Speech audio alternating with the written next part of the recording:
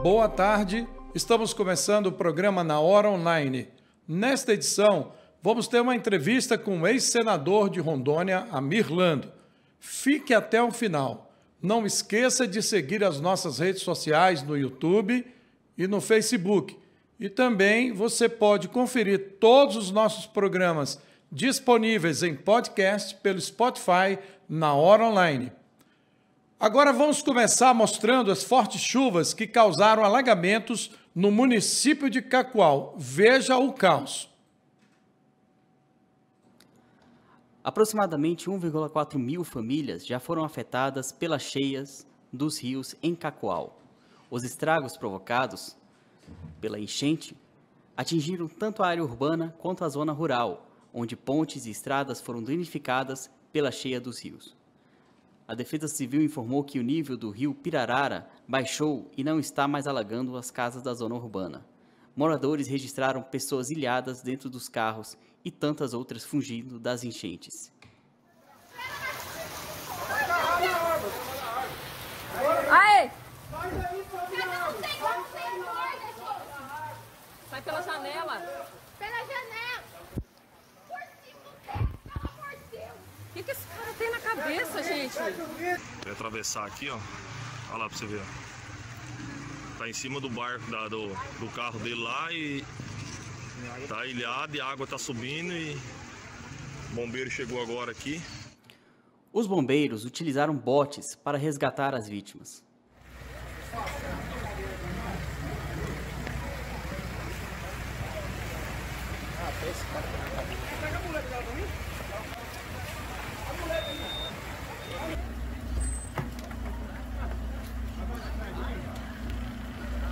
O município está em situação de emergência devido à intensa chuva que cai na cidade desde a sexta-feira.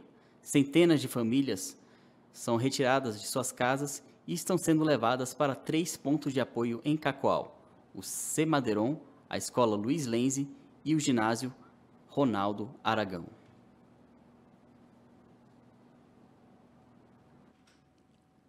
Se você pode ajudar as famílias que foram atingidas pelas enchentes no município de Cacoal, a subseção da OAB de Cacoal, da Ordem dos Advogados do Brasil, está coletando mantimentos e doações. Você pode enviar um Pix para este endereço que está aí na tela, cacoal@oab-ro.org.br. A chapa do prefeito de Vilhena, junto com sua vice, foi cassada pela Justiça Eleitoral. Veja só. O prefeito de Vilhena, Eduardo Toshia Tsuru, conhecido como Eduardo Japonês, e sua vice, Maria Aparecida da Glória, foram condenados à cassação de mandato pelo Tribunal Regional Eleitoral de Rondônia. Os dois foram acusados de usar servidores da Prefeitura de Vilhena para atuar na campanha eleitoral de 2020, caracterizando o uso indevido da máquina pública. Na última quinta-feira, o presidente do tribunal votou pela extinção do processo por falta de, abre aspas, pressuposto de constituição e desenvolvimento válido regular no processo. Mas o relator, o juiz Edson Bernardo, votou pela condenação, que foi acompanhado pela maioria. Administração e servidores públicos em horário de expediente na campanha eleitoral. A recorrente aponta que houve o uso indevido de bens e de servidores públicos comissionados à prefeitura em prol do prefeito, o candidato à reeleição, por meio da utilização da rede de dados de internet da municipalidade, pelos servidores lotados da Secretaria Municipal de Comunicação da Prefeitura de Vilhena, SEMCOM, durante o expediente de trabalho, administradores da página do candidato Eduardo. No total de 7 pessoas identificadas como usuários. Confrontação das informações constantes do relatório do Facebook com o documento de ID 7334937, fica provado que todos os administradores da página do candidato Eduardo eram servidores públicos da Prefeitura de Vilhena. Em redes sociais, o prefeito informou que a decisão de hoje é de segunda instância, somente, e cabe recurso. Por não haver trânsito em julgado, eles continuam exercendo o cargo normalmente. Nas redes sociais, Eduardo também completou: temos 46 obras em andamento. Vamos trabalhar. E falando em eleições, neste fim de semana, o senador Confúcio Moura confirmou que não será mais candidato ao governo de Rondônia. Veja o vídeo ao lado da esposa dele quando decidiu sair do páreo da política. Dessa forma, tomei a decisão de não me candidatar às eleições deste ano para o cargo de governador do nosso querido estado de Rondônia, por entender que em cada estágio da nossa experiência política cumprimos uma missão. Bem, meus amigos, agora vamos fazer um rápido intervalo e no próximo bloco a entrevista exclusiva do Na Hora Online com o senador Amir Lando. O Na Hora Online Notícias vai acompanhar todos os trabalhos aqui em Brasília da bancada federal e vai acompanhar também a atuação do governador do estado de Rondônia quando vier para audiências com ministros e também junto aos parlamentares, além dos prefeitos, vereadores e deputados estaduais da Assembleia Legislativa de Rondônia, quando vierem aqui atrás de recursos e também na realização de audiências que tratem de assuntos ligados ao desenvolvimento do estado de Rondônia. Na Hora Online, direto de Brasília para Rondônia. Sigam Na Hora Online no Facebook, Instagram e Twitter.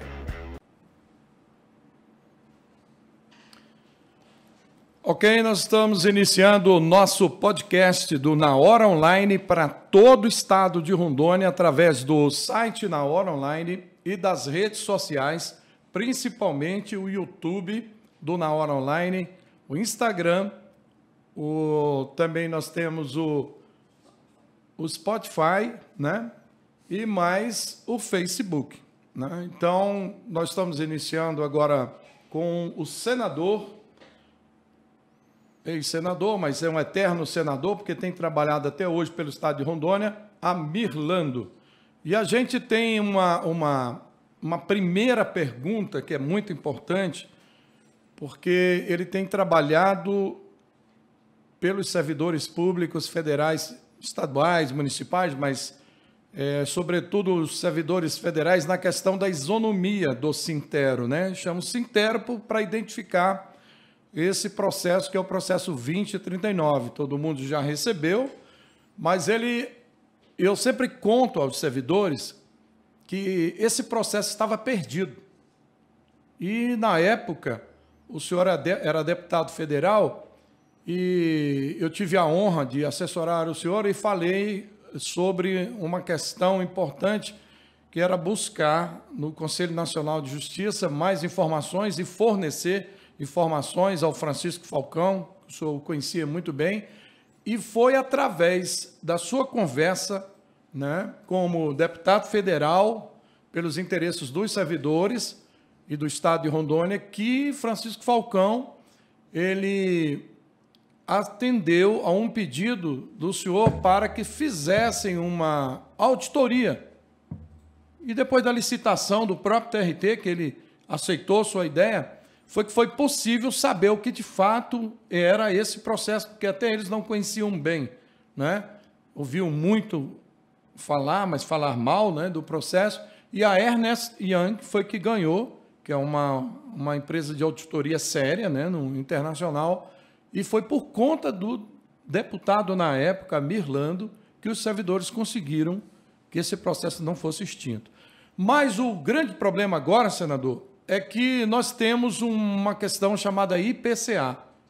Já está decidido pelo Supremo Tribunal Federal que TR é uma taxa prefixada, portanto, ela é inconstitucional. Então, a correção desse precatório tem que ser pelo IPCA. O processo está lá, foi dada entrada pelos advogados, mas parou, todo mundo está se dando por impedido, e numa audiência que eu tive online com o juiz, ele falou que vai mandar para o Supremo Tribunal Federal.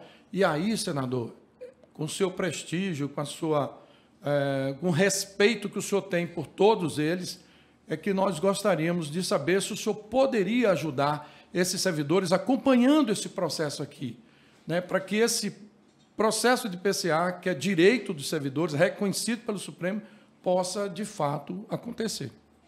Quero comentar a você, Carlos III, e todos os que nos acompanham, e dizer que eu sempre lutei pelos interesses maiores do nosso estado de Rondônia, sobretudo do servidor público. Eu tive coragem, briguei muito na comissão, no ministério, enfim, para mostrar em todos os ministérios, na Casa Civil, tive discussões acérrimas, no sentido de defender o direito dos nossos servidores. A gente não troca vantagem pessoal, de emenda, coisa assim, por interesse maior da comunidade, do poder como um todo que vem do povo. Nós temos que cuidar daquilo que é realmente importante para o Estado. E uma das coisas importantíssimas para o Estado é a transposição de um lado, e aqui o interesse, as vantagens, que é nada mais do que a reposição das perdas inflacionárias dos servidores públicos do Estado. Nós temos que cuidar dessa questão exatamente que foi discutida e que ficou um resíduo apenas do índice de correção, se era a TR ou o IPCA. Então, eu acho que essa é uma questão fácil de resolver, porque a matéria já está pacificada no Supremo Tribunal Federal e, consequentemente, agora tem que ser aplicada. Nós queremos que os nossos advogados que estão hoje aguardando ainda se vão ou não ser remunerados, porque foi negado a eles o direito, foi negado o direito aos honorários contratuais, mas isso é uma questão que será resolvida também, com certeza. O que nós queremos é que a bancada se envolva nisso, não é só A ou B, toda a bancada, essa é uma questão de interesse público, do nosso servidor, é um direito que vai ainda ser um benefício em vida. Nós não queremos aqui auxílio funeral, nós queremos um auxílio para dar uma vida digna a essas pessoas que têm o direito assegurado. Nada mais do que isso. Ninguém está aqui querendo reivindicar o que não tem, mas sim o direito líquido e certo já garantido na decisão de mérito. Meus amigos, contem comigo. Eu estarei aqui presente nesse momento, Carlos III. Nós vamos aqui acompanhar contigo, aqui, com você que é versado na matéria, que conhece profundamente a questão. Vamos trabalhar em conjunto e vamos ver se a gente, mais uma vez, desenterra essa questão, porque como fizemos lá no passado, que você bem situou, que estivemos discutindo isso no Conselho Nacional de Justiça e tivemos sucesso, felizmente, né, nessa matéria que começou a andar, que estava paralisada há muito tempo. Olha, o direito das pessoas é sagrado e a gente tem que lutar pelo que é sagrado, por aquilo que é garantido pela Constituição, pela legislação e, sobretudo, por uma decisão judicial. Vamos adiante. Estou disposto a voltar para o Senado para atender essas questões, que eu vejo que falta um pouco de coragem à bancada, que devia se empenhar mais nessas matérias. Afinal, é um benefício para milhares de pessoas e que essas pessoas vão ter exatamente a gratidão, ao menos do reconhecimento público do trabalho prestado a favor do interesse geral e não só do interesse pessoal. Eu não troco o interesse público por vantagens. Eu nunca troquei de emendas. As emendas são hoje obrigatórias, né? São compulsórias. As emendas hoje são automáticas. Impositivas. Né? Impositivas é o termo, mas traduzindo aqui para que todos entendam, elas são automáticas. Quer dizer, você tem todo o direito estabelecido, até eu participei muito ativamente na construção dessa emenda constitucional, para dar essa folga, vamos dizer assim, retirar essa obrigação de ficar o parlamentar atrás do poder, né, do governo atual, quer dizer, de quem está de plantão, atrás de vantagens que são legítimas para a sua terra, a sua gente, o seu povo. Então, quer dizer, as emendas são automáticas. Vamos agora lutar, não por essas emendas aqui secretas, não num orçamento secreto, essas emendas que vêm assim, numa situação esdrúxula. Isso aí tem que acabar. O ato público é público porque tem que dar publicidade. Quer dizer, o ato administrativo é público na sua excelência, no seu nascedouro.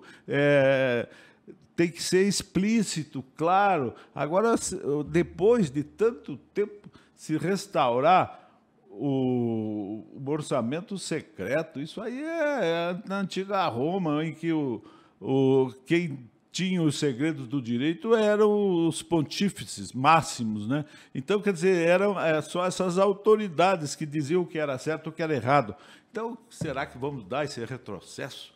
Olha, a clareza sobretudo, essa exposição da publicidade é fundamental para o controle do povo. O povo tem que controlar os atos dos parlamentares, os atos da administração pública em geral, e tem que ser explícito, claro. Nada de secreto. Secreto é realmente obra do capeta. E tem uma coisa, viu, senador? Nós temos um grupo, né, de servidores da isonomia, e eu gostaria de fazer um pedido ao senhor. Eu sei que o senhor já esteve lá no STF defendendo esses servidores, mas faltava para decidir os honorários dos advogados. Eu não entro nesse mérito, se tem direito ou não tem direito, isso é uma questão de Ministério Público do Trabalho e o TRT mais o STF. Então, mas assim, o que nós gostaríamos é que Vossa Excelência, com a condição, o prestígio que tem, né, a imagem, advogado, né, e advogado também, né, o senhor poderia, como essa imagem de senador que o senhor tem aqui, eterno, que todo mundo lhe respeita, pelo que o senhor já fez pelo país e pelo estado de Rondônia, o senhor poderia pelo menos tentar ver com o Lewandowski se ele decidiria, ele teria que ser célere. Não interessa se é a favor ou contra, mas tem que decidir, porque, veja bem, se os servidores têm o direito de receber de volta os honorários, porque saíram dos servidores, e está numa conta... Sim, né? Claro, tem que definir isso. Pois é, então, se a tese, entre aspas, né, a tese do Ministério Público do Trabalho vai prevalecer e há um entendimento do Lewandowski que eles não têm direito, mas os servidores têm, então que decidam logo, porque já morreram 400 pessoas. Exatamente isso que eu falei. Quer dizer, nós vamos nos empenhar, contigo, inclusive, vamos participar junto dessa tarefa. E quero ver se a bancada também vai, porque é um crime, né? Quer dizer, você reter o dinheiro, ou é do advogado, ou é do servidor. Que decida. Nós temos esse binômio, essa questão a ser resolvida. Ou é de um ou de outro. Dá a César o que é de César, a Deus o que é de Deus. E ponto final, eu acho que exigir isso é exigir, no mínimo, uma decisão de bom senso, né? Uma decisão de justiça, porque não tem sentido deixar esse recurso, esse dinheiro, que é bastante, paralisado, sem ninguém aproveitar. Vamos atrás disso com urgência e vamos forçar, hoje com alguma dificuldade dessa pandemia, mas vamos chegar ao ministro Lewandowski para que ele dê celeridade, defina logo isso. Isso é importante. Muito bem. Agora nós vamos falar de transposição, senador. Eu me lembro que a transposição estava parada, literalmente, quando o senhor assumiu como deputado federal. E olha que faz tempo. E até hoje parou, voltou capengando. O que o senhor acha que pode estar acontecendo? Olha, é outra questão legítima do interesse do Estado de Rondônia. Não há nenhuma emenda que supere o benefício se você realizar a transposição de todo o universo de pessoas, de servidores, que muitos já morreram, inclusive, né? E, como eu disse, nós estamos diante já de auxílio funeral, não mais de um auxílio de benefício em vida, né? Então, quer dizer, isso é lamentável, é dramático, mas o que está faltando é empenho. O que está faltando é... A bancada existe para defender os interesses